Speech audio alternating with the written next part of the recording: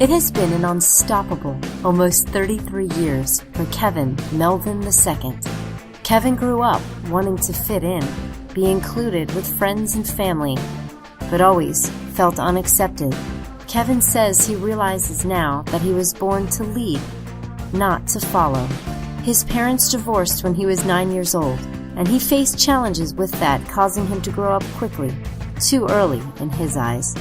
This led to a path he describes as self-conflicting and destructive. Kevin was the oldest of three. He explains that his father got used to not being a family, and his mother took that anger out on him.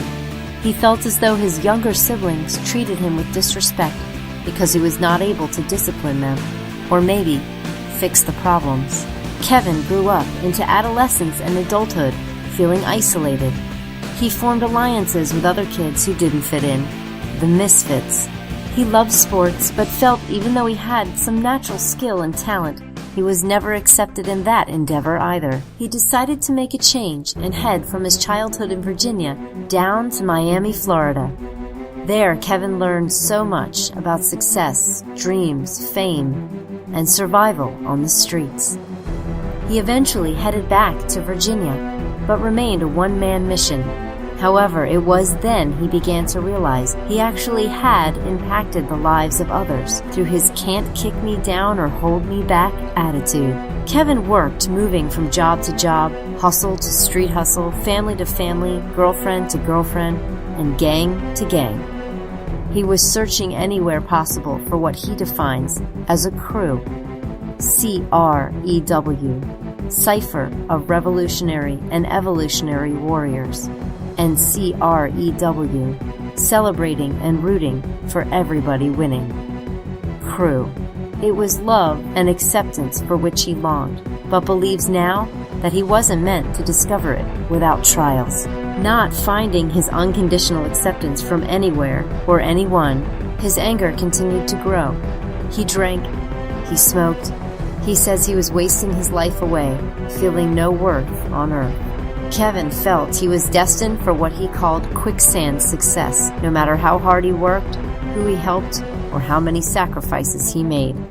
Years later, Kevin began network marketing, got engaged, and was headed toward a more stable future. The day before Easter in 2011, Kevin was shot through his lower spinal cord. That was his moment of release. He says that from the moment he hit the ground and couldn't move, that nothing would be the same again. He reflects now that that moment was when everything started to flow righteously for him. In what you would maybe think was this tragic moment, Kevin admits to taking the shot like a soldier. The physicians told him he had a T12 hemiplegic spinal cord injury, paralyzed from the waist down. He was told that he would never walk again. Kevin knew hustle and faith could change that prognosis. He admits that he has always been determined to remain undefeated. Kevin pushed himself through exhausting physical therapy, and when people ask him how he remains unburied, mentally, emotionally, spiritually, he tells them it's about staring at your reflection in the mirror and unleashing your menace and misery. Kevin says he has always been obsessed with sunshine, grinding for greatness.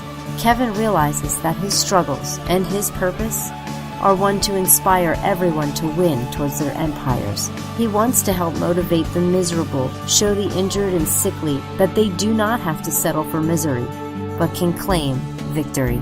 Kevin says that thanks to the positive messages of others about ambition and rising above, that he was inspired to become a global influence and a CEO of a corporate marketing and consulting company.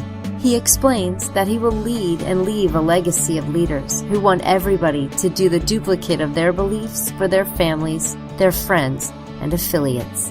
Well, unstoppable champion, rising above all odds, we salute your resilience.